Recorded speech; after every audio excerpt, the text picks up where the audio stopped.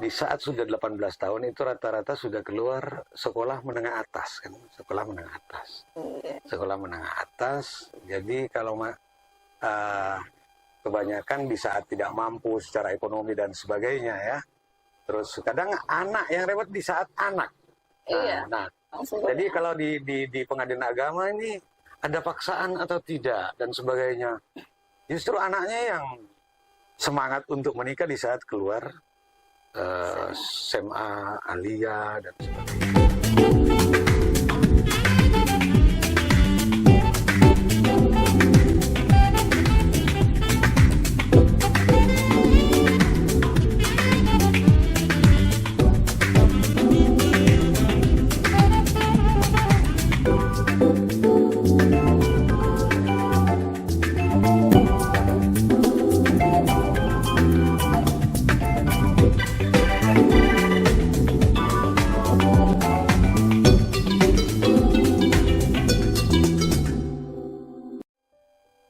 Halo kawan-kawan, terima kasih masih bersama Kang Yan Podcast.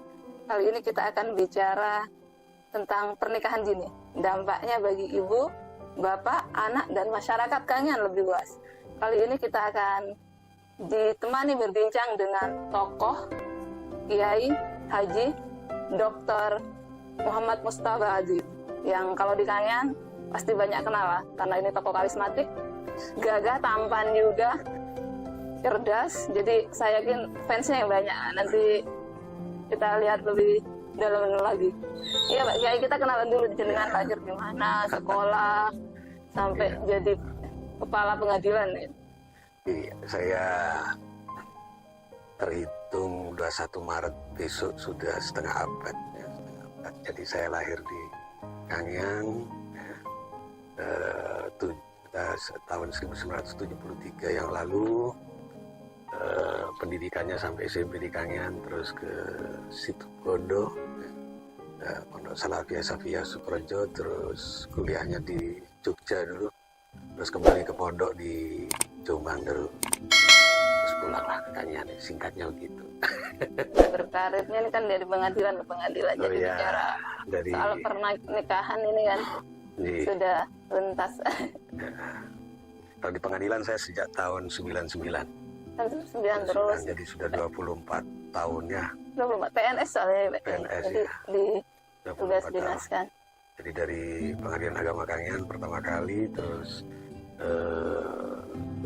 Gorontalo, tepatnya di Pengadilan Agama Limboto, terus mutasi lagi ke Dompu ya, Kabupaten Dompu, masuk NTB. Saya itu mutasi ke Sumeneb, kembali lagi ke Kangian, setelah itu Pamekasan, terus Kabupaten Bangkalan. Jadi lumayan keliling-keliling lah. Iya, kalau ini momentumnya akhir tahun juga ya. Jadi cara pernikahan ini kan ini juga fenomena di Kangian kan, masih yang pernikahan dini ini kan masih membudaya. Jadi tema ini lintas generasi. Kena semua gitu maksudnya ini kan. Kelahiran ini kan efeknya ke Betul. Banyak ya. Sebenarnya kalau dari pernikahan ini, kalau yang dari rekomendasi dari hukum di Indonesia ini kan usianya minimal 19 tahun ya. Ya, setelah perubahan Undang-Undang Nomor 174 ya menjadi Undang-Undang Nomor 16 2009 kalau tidak keliru ya. Iya. 2019 itu memang ada di pasal 7 ayat 1 gitu ya. Ada yang paling esensi dari perubahan itu adalah pembatasan umur minimal dari 16 dari perempuan menjadi 19.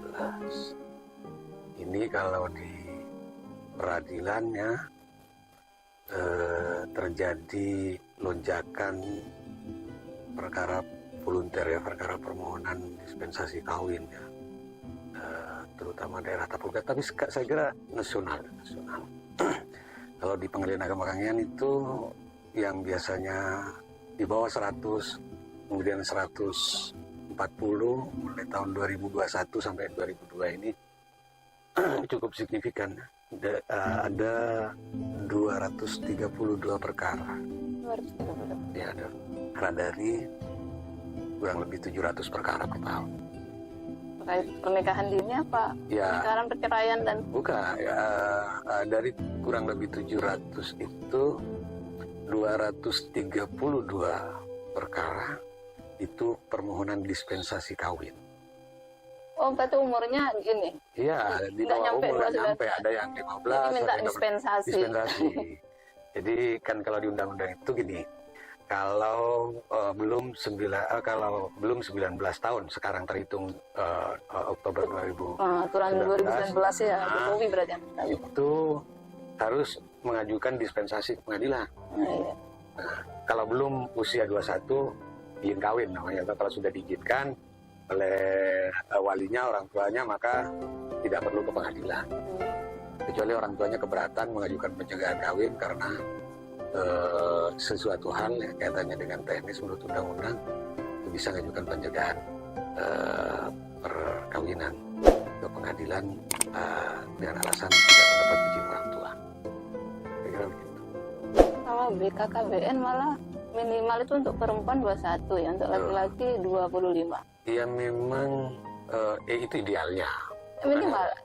Kalau bahasanya BKKBN minimal untuk perempuan 21 tahun, laki-laki 25. Iya, Kalau idealnya katanya malah kan 28 sampai 32. Karena ini dianggap potensi untuk cerai itu rendah kalau sudah umur 28 sampai 32 ini. Ini komentari Pak. Iya, memang di Indonesia ini ya ada hal yang mendasar sebenarnya. Di Undang-Undang Perlindungan Anak juga kan ya, dan perempuan, begitu juga dipidana. Jadi kapan seseorang itu dianggap anak? Apabila menurut undang pasal 1-nya ayat 1 itu. Jadi apabila seorang anak belum mencapai usia genap 18. Jadi kalau belum genap 18 itu anak, kalau sudah 18 itu orang, sudah kan seperti itu. Punya KTP. Iya, bukan kalau dipunya KTP lagi di kependudukan 17, seperti itu. Nah, perubahan undang-undang 01 menjadi 16 2019 ini bisa kita tinjau lah ya. Kita telah efektif Anda kan seperti itu, efektif Anda. Kalau melihat beberapa kasus di pengadilan agama di Nusantara ini, saya lihat belum efektif melihat banyaknya lonjakan perkara permohonan dispensasi kawin akibat perubahan itu. Kan fenomenanya berbasis data di situ. Iya. Berbasis data di situ. Ya BKKBN lain lagi kan, usia tinjauannya lain, usia matang lah. Kalau alasannya tingginya angka perceraian, ya tentu banyak variabel kan seperti itu, banyak variabel. Kalau saya melihat pengalaman saya sejak berada di lembaga peradilan, kebanyakan dari pasangan-pasangan ini apa yang menurut saya pemahaman bahwa pernikahan itu adalah sebatas kontrak individu antara mempelai laki-laki dan mempelai perempuan, atau paling tidak juga kontrak sosial lah keluarga besar masing-masing. Tapi kesadaran bahwa pernikahan itu adalah sunnatan min sunani sayyidil mursalin ya. Sunnah pakai perspektif agama ini sunnah gimana? Sunnah para nabi dan itu adalah bagian dari ibadah. Insya Allah mungkin perceraian ini kan bisa ditekan. Kalau di agama ada nggak umur ideal gitu terkait pernikahan? Kalau di konteks agama Islam ya, agama Islam itu sejauh, apalagi ya fikih klasik ya, sejauh ini tidak ada batasan dalam artian harus umur sekian ya, seperti itu. Cuma di dalam hadis itu dikatakan bahwa hakul walid alal walad kan ya.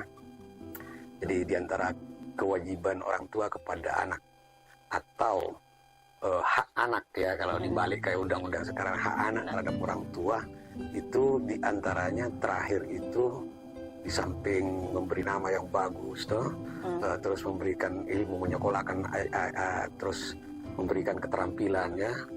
Jadi yang kelima itu adalah ayyuzawijahu idza adraka. Dia kewajiban orang tua menikahkan kepada putra-putrinya idza adraka. Kalau sudah sampai waktunya ya. Artinya usianya sudah matang, atau itu penafsiran para ulama, matang juga fisik, mentalnya, dan tentunya ada tunangannya, kan seperti itu. Jadi tidak ada di keterangan idza balagat, kalau sudah balik bawahnya. Jadi adraka. Nah, yang sering dibawa oleh penghulu itu kan gini. Jadi membawakan hadis Nabi itu kan ya masyarakat syabab, kan sudah pemuda toh. Manis totoa. Jadi pijakannya barang siapa yang sudah diberi kemampuan. Nah, di kemampuan ini banyak hal, banyak variabel. Kalian tazawatnya, kalian menikah. Gitu. Kalau ditarik ke ini sejarah pernikahan Nabi sama Aisyah, kan Aisyah ada yang bilang 9 tahun, ada yang bilang. Jadi banyak riwayat juga kapan beliau itu menjadi berfungsi sebagai istri hakiki, kan seperti itu ya. Artinya dikumpuli sebagaimana layaknya suami istri, terjadi perdebatan, kan gitu ya, perdebatan juga itu. Akan tetapi banyak hal di situ ya, tentunya beliau menikahi Aisyah itu atas petunjuk Tuhan ya. Kalau kita lihat dari lintasan sejarah, kita belajar hadis dan sebagainya, justru hikmahnya sangat besar. Terungkapnya tentang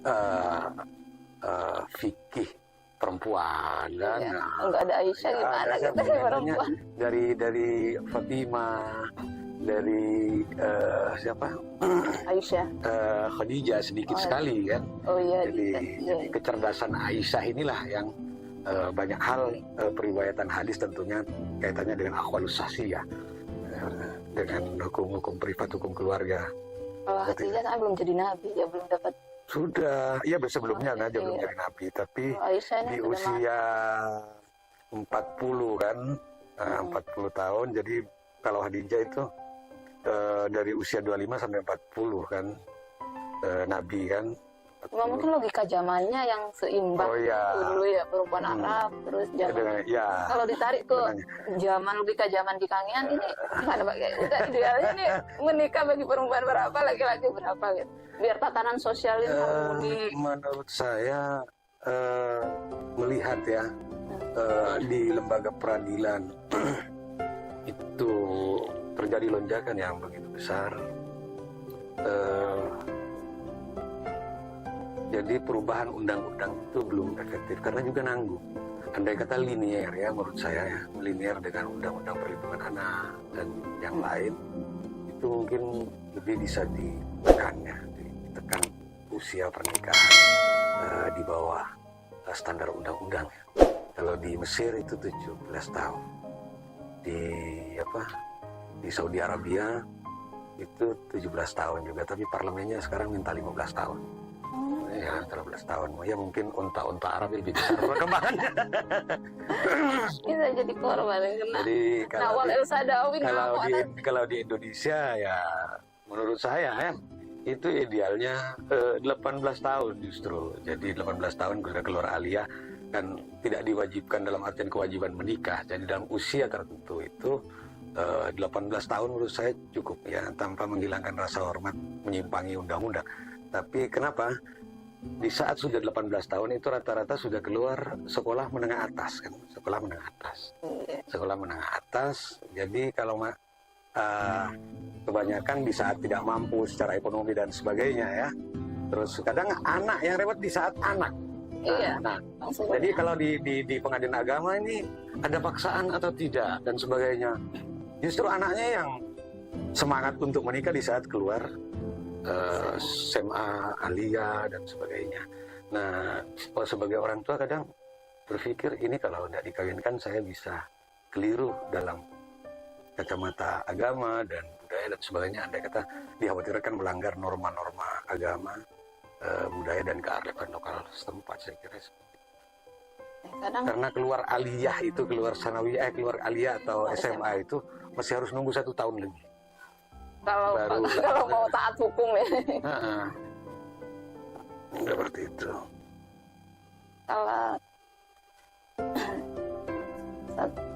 Kalau ini Pak, kita lihat kasus ini, pernikahan ini kan karena MBA ya, married by accident, karena kecelakaan. Solusi nggak sih sebenarnya nikah ini Pak Kiai?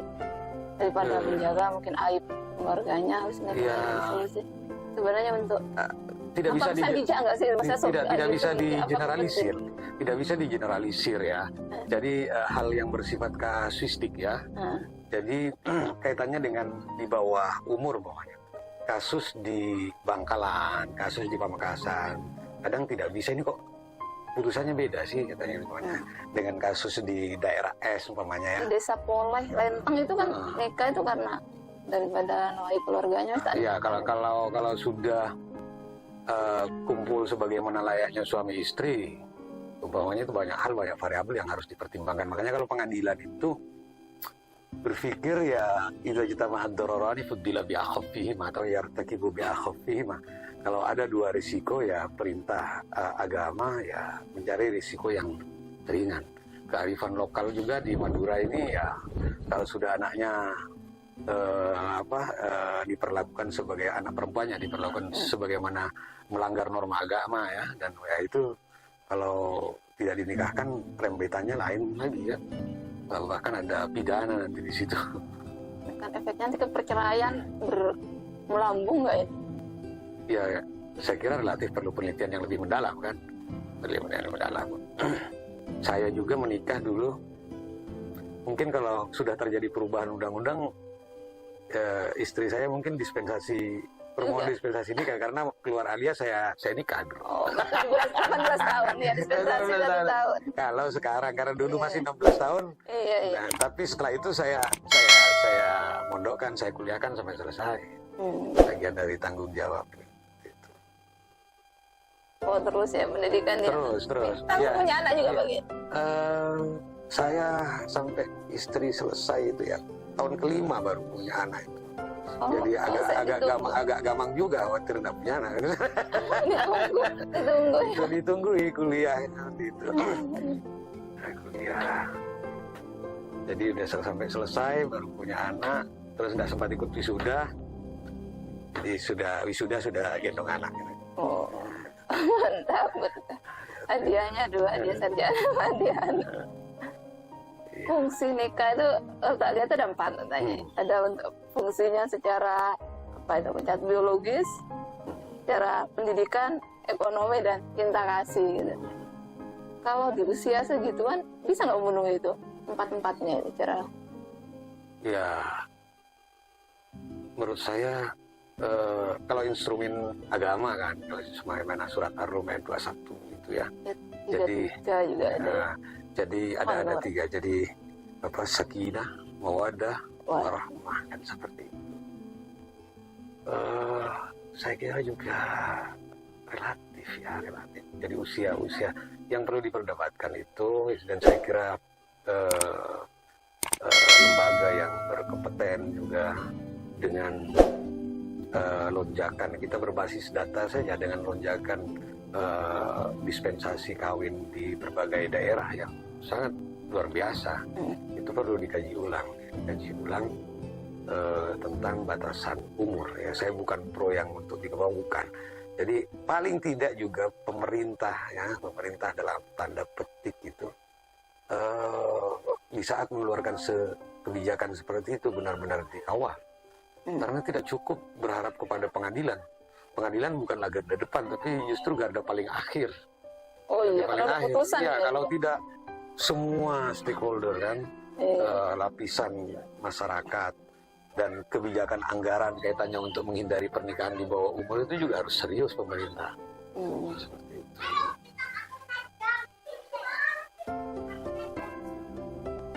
Kira betul. Ya, kalau untuk laki-lakinya berapa sih Pak? Kalau untuk di Kangean? Sama, 19. Itu nggak masa-masa ini kalau laki-laki. Apa ya, ababil. Kayak gitu mau mimpin. Ya idealnya menurut saya punya anak. Selesai S1 lah ideal. Kalau kita berbicara ideal. Iya, maksudnya ideal kan berarti sudah sesuai dengan logika zaman sekarang.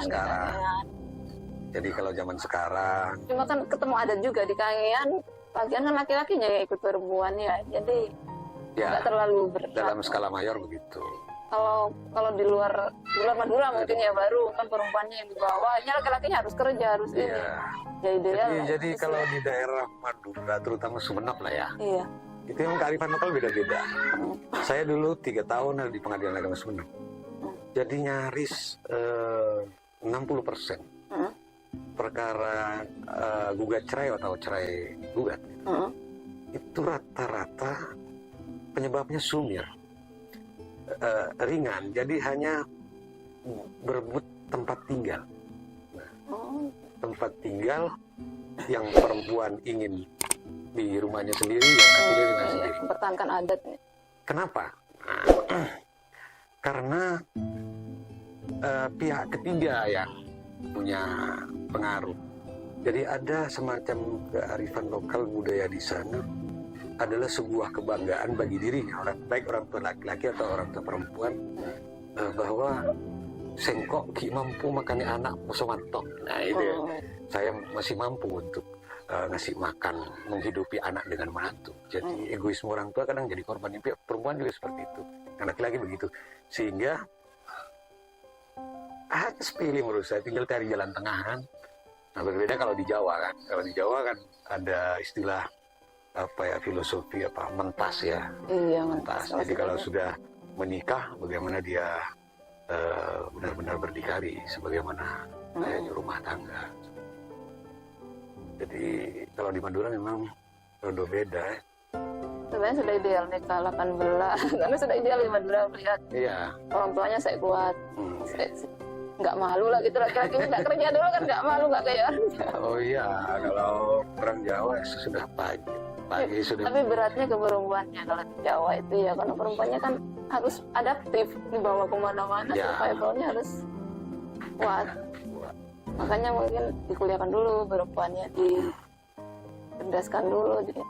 Apalagi kalau tinggal sama mertua, Oh enggak juga. Jadi tergantung kedewasaan menyikapi kan ya. Saya nyaris 3 tahun kumpul dengan mertua itu enggak ada masalah. Oh gitu ya. Kalau itu dengan mertua, aduh. Meskipun ada bunga yang panjang itu lidah mertua ya. Seperti itu. Kalau di Kangean itu ya masuk tinggi lah, dari perkara kurang lebih 700-an, ya, 600 lebih. Kalau di Kangean anunya perceraian itu motifnya apa? Ya motifnya sebenarnya seksual nggak terpenuhi. Kalau yang sama-sama kebutuhan dasar kan, ekonomi sama seksual ini sama dasar ya. Tuh ya. Kalau dikuantitasi. Ya. Itu faktor. Lebih banyak ke perselisihan dan pertengkaran terus-menerus ya, dalam arti kualitatif. Satu ya permasalahan ekonomi. Ekonomi belum banyak ya. Kedua, tidak ada tanggung jawab. Yang ketiga juga karena gangguan pihak ketiga juga. Gangguan pihak ketiga, baik itu keluarga atau perselingkuhan, perselangkahan, kira-kira gitu. Karena kebanyakan juga ada pasangan-pasangan yang 2 tahun itu sudah, yang laki-laki merantau, yang ke Malaysia, ke Singapura dan sebagainya. Ya, jadi jadi rentan kalau sudah dalam konteks agama itu kan fikih ya, itu kalau sudah 9 bulan tinggal suami itu, jadi di saat terjadi godaan-godaan bukan murni kesalahan perempuan kira-kira. Seperti itu. Bahkan di zamannya Khalifah Umar, tentara yang tugas ke zona yang jauh itu harus sip-sipan 4 bulan harus rolling, karena ada tanggung jawab kepada keluarga kaitannya dengan kebutuhan biologis dan lain-lain. Jadi itu di pertambangan juga. Ya, kalau di Kangean kan minimal 2 tahun. Iya, kadang jadi Bang Toyib kan. Jadi sudah 3 kali lebaran, 3 kali puasa, udah pulang-pulang. Itu.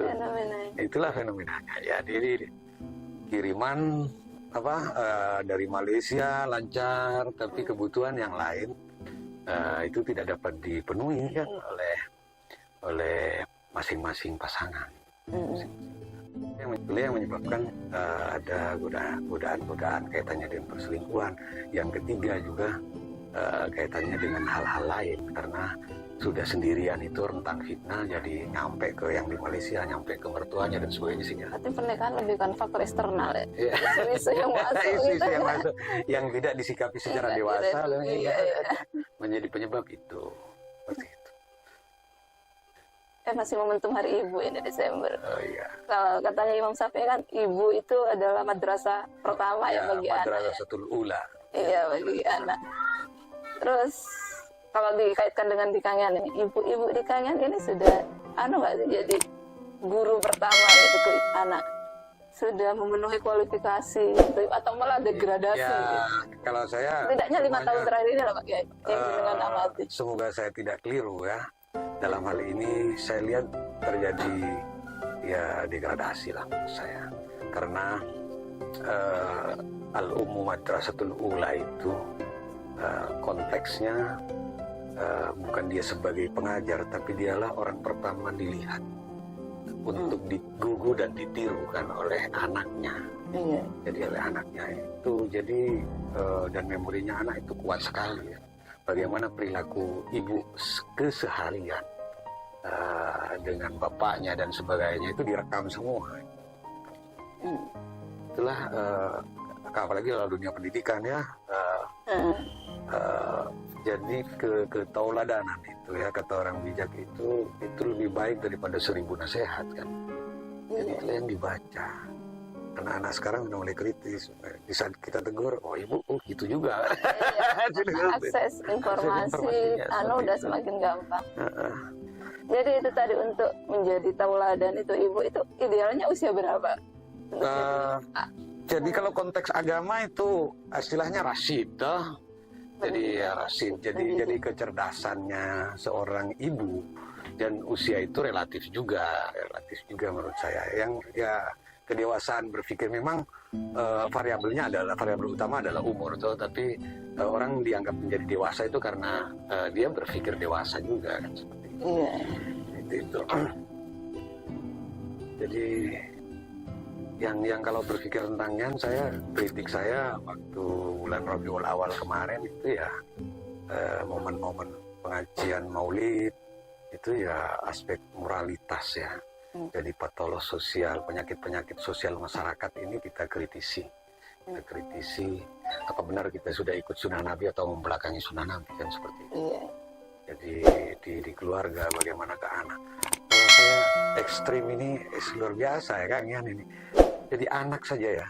Kadang sekarang ini melihat orang Kangean ya, kearifan lokal ini, kita bagian dari Madura ya. Kalau kita bandingkan dengan di Madura, itu generasi mudanya ya, apalagi daerah kota itu berbahasa Madura luar biasa, berbahasa halus, santun itu luar biasa. Sekarang di Kangean nyaris punah itulah. Bahkan sudah tidak kenal dengan Engki Funten itu sudah tidak kenal anak-anak itu. Jadi karena apa? Karena sudah simainya ya, dia tidak pernah dengar di saat orang tuanya tidak pernah pakai itu dan seperti itu, kepada suaminya tak bersalos dan sebagainya. Jadi tidak kenal. Hanya 2 kata injih kalau di Jawa kan.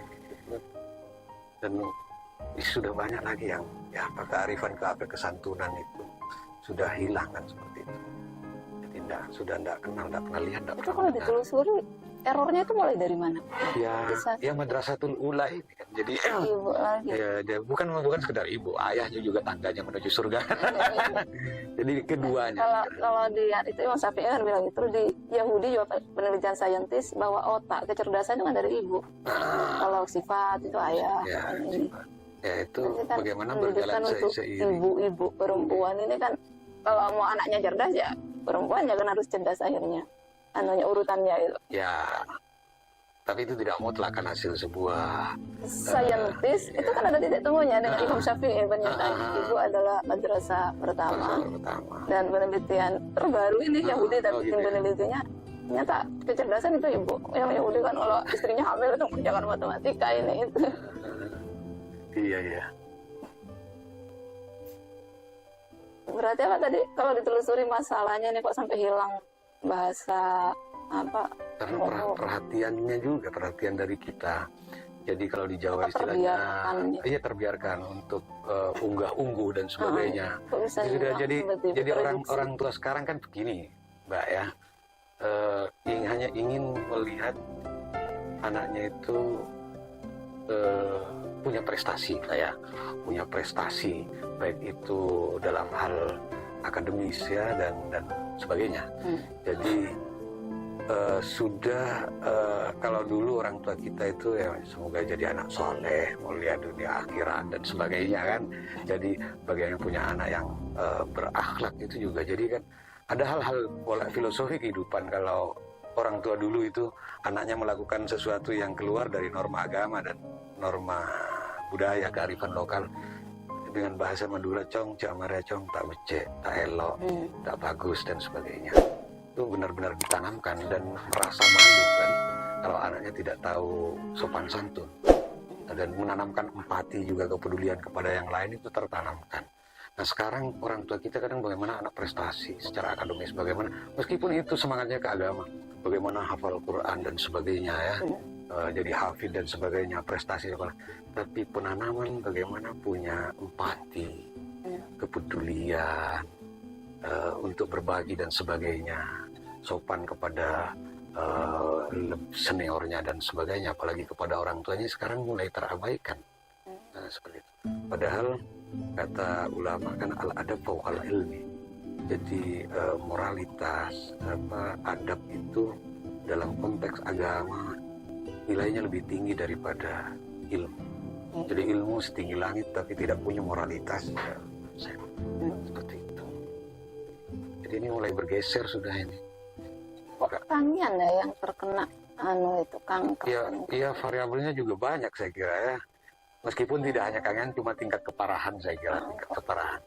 Karena apa? Menurut saya juga misalnya mau dibenahi gitu, tak mulai dari mana gitu. Karena di Kangian ini apa ya? Masyarakatnya banyak yang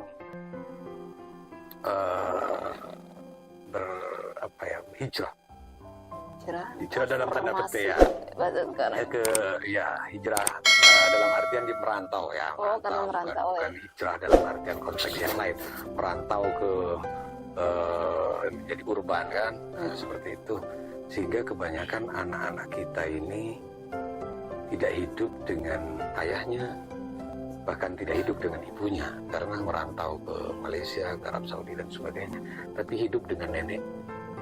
Di saat hidup dengan neneknya, nah itu nenek cenderung perkembangannya ke fisik, atau kakeknya ini ke fisik menurut saya, dari yang nampak dalam kasat mata, tapi bagaimana perkembangan rohaninya, perkembangan psikologinya itu nyaris tidak. Dan juga menurut saya juga dengan gaya anak sekarang tidak nutut dia juga, jadi mbahnya itu tidak nutut. Banyak kasus di sekolah sampai ketemu orang gurunya, walinya, sampai nanya, Pak Guru, ini anak saya setiap hari kok sumbangan. Kaget juga walinya. Sumbangan apa katanya, Bu? Sumbangan smoking. Jadi dia dengan istilah begitu dia tidak nutut sudah. Ini kibuli kan seperti itu. Perkembangan IT juga sudah tidak nutut kalau simbah kan. Nah inilah akhirnya ya berat. Jadi anak-anak kita di Kangian ini menjadi liar, tapi meskipun ini saya berbicara dalam skala mayor, tapi semoga saya salah. Liar tak terkontrol. Iya. Karena liar itu kan jadi kreatif. Iya. Liar kalau terarah bagus, ke arah yang positif. Jadi tidak terkontrol menurut saya, tidak terkontrol. Cuma kan tradisi merantau ini di Kangian sejak 90-an awal kan Pak? 80-an. Oh 80-an sih. 80. Tapi degradasinya kok terasa sekarang? Oh iya, sangat cepat. Kenapa? Karena hanya bukan faktor itu, perkembangan IT yang bisa sebenarnya membuat kepada hal yang positif, tapi kalau tidak terkontrol, anak-anak kita menjadi korban IT kan seperti itu. Saya malah sampai kemarin berpikir, ini ada apa? Saya merenung ini. Jadi banyaknya kasus anak-anak kita, bahkan kalau kembali ke perkawinan justru masih usia sanawiyah ini sudah ngebet kawin kan seperti itu. Ini ada apa ini? Jangan-jangan anak-anak kita sudah terkarbit dengan budaya-budaya, atau sering melihat di konten-konten yang mengkarbit dia untuk lebih cepat dewasa. Jadi saya sampai berpikir, ya enak meski ada baiknya juga keluarga-keluarga dulu kita ya, dengan penuh keterbatasan, anak itu tidak difasilitasi satu anak satu kamar. Kalau dulu kita bisa 2-3 kamar, itu banyak hal sebenarnya. Dia berbagi, melatih egoismenya dan sebagainya, bersosialisasi dan sebagainya. Nah, anak kita sekarang dari sekolah masuk kamar, ada fasilitas ini, apa yang kita lakukan, apa yang dia lakukan, kita sudah kadang lupa monitor seperti itu. Jadi kadang di pengadilan agama itu ya 1001 masalah, artinya di pengadilan kita tanyakan nggak ngerti kan, maksudnya apa dan sebagainya. Tapi kalau sudah bahas itu ngerti dia kan. Dia bilang, kamu ini mulai ditanya nggak ngerti hanya gangge. Tapi di saat kita bahas itu kamu langsung nyambung. Nah, ini ada apa kan seperti itu. Jadi menurut saya, jadi saya mengajak kepada diri dan semua stakeholder lapisan. Ya di akhir tahun itu muhasabah sekarang. Muhasabah, jadi introspeksi bagaimana tahun ke depan lebih baik dari hari ini. Banyak hal yang harus terlibat dari semua elemen. Saya kalau pengajian jarang bahas tentang fadhailul a'mal, tentang fadilah orang beribadah dan sebagainya. Tapi sejauh mana kita memahami agama, sejauh mana melaksanakan agama, sejauh mana kalau itu maulid, bagaimana sejauh mana kita mengikuti sunnah Rasul, itu sudah membelakangi begitu jauh. Dan seperti itu penting, karena Quran pun bukan hanya untuk dipahami, apalagi dihafalkan, tapi untuk diamalkan bagaimana sebagai hudal linnas, hudal lil muttaqin, itu aja. Jadi mungkin tantangan saya ke depan dan teman-teman di pergerakan dakwah ini kan lebih banyak mau milih dakwah pemberdayaan umat. Jadi meskipun itu yang paling sulit saya kira, dan prosesnya lebih lama ketimbang mimbariyah gitu. Emang Nabi kita Rasulullah Muhammad ini kan akhlak ya, ini beriman. Oh iya. Nabi-nabi sebelumnya kan. Jadi keras sekali beliau sebenarnya ya. Dalam beberapa riwayat innama bu'itsu liutammima makarimal akhlak, dalam riwayat lain innama bu'itsu li salihil akhlak. Bahkan dalam sebuah kesempatan beliau mengatakan laisa minna, bukan termasuk umatku. Malam yuwakir kabirana, umpamanya yang junior tidak menghargai seniornya. Nah, yang lebih muda tidak menghargai, laisa minna, itu sebenarnya bahasa yang keras menurut saya. Apalagi anak kepada orang tua, murid kepada guru. Jadi bahkan dalam beberapa riwayat ulama salaf, termasuk di Bangkalan kemarin saya bertemu dengan Syekh Ahmad Amin ya, mursyid Sadiliyah di Makkatul Mukarramah itu ya, Jeddah itu. Jadi Islam itu kalau kita meneliti Al-Quran, jadi 5% itu berisi akidah, 5% lagi berisi syariah. Jadi kalau kita mantap akidahnya dan melaksanakan syariah, ya syariah itu kita baru 10% melaksanakan Al-Quran. 90%-nya itu apa? Tentang akhlak. Al-Quran tentang kisah-kisah orang baik ya, sebagai toladan, sebagai figur yang harus kita contoh, dan kisah-kisah orang yang kufur binikmatillah, yang durhaka kepada Allah sebagai kaca benggala. Ada mulai dari kisah para nabi, Ashabul Kahfi dan sebagainya, tidak hanya para nabi. Nah, begitu juga orang yang membelakangi ketentuan Allah, ada Qarun, ada Firaun, ada Namrud. Jadi keluarga Nabi juga ada Kan'an kan. Nah, karena Nabi Ibrahim ada Azar dan sebagainya. Nabi Muhammad juga paman-pamannya dan sebagainya.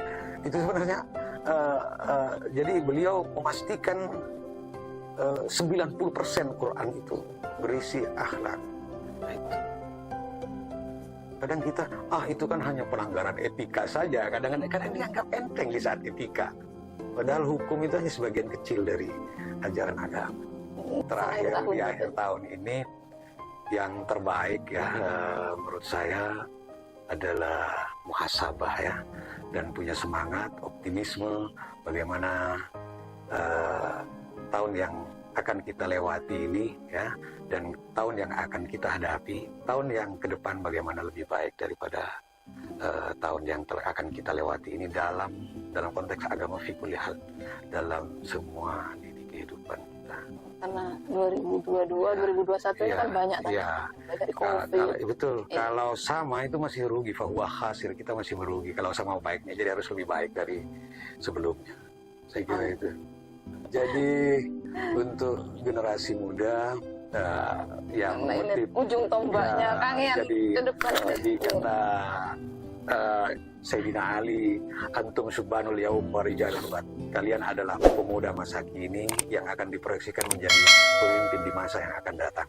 Jadi untuk menjadi pemimpin yang sukses, yang berhasil, maka harus dipersiapkan segala anasir yang menjadi syarat untuk menjadi pimpinan yang baik. Saya kira gitu. Jadi ilmu, ya, moralitas, dan banyak hal lagi yang menjadi prasyarat untuk menjadi orang yang sukses, tidak hanya kehidupan di dunia tapi kehidupan setelah kehidupan di dunia ini. Saya kira itu.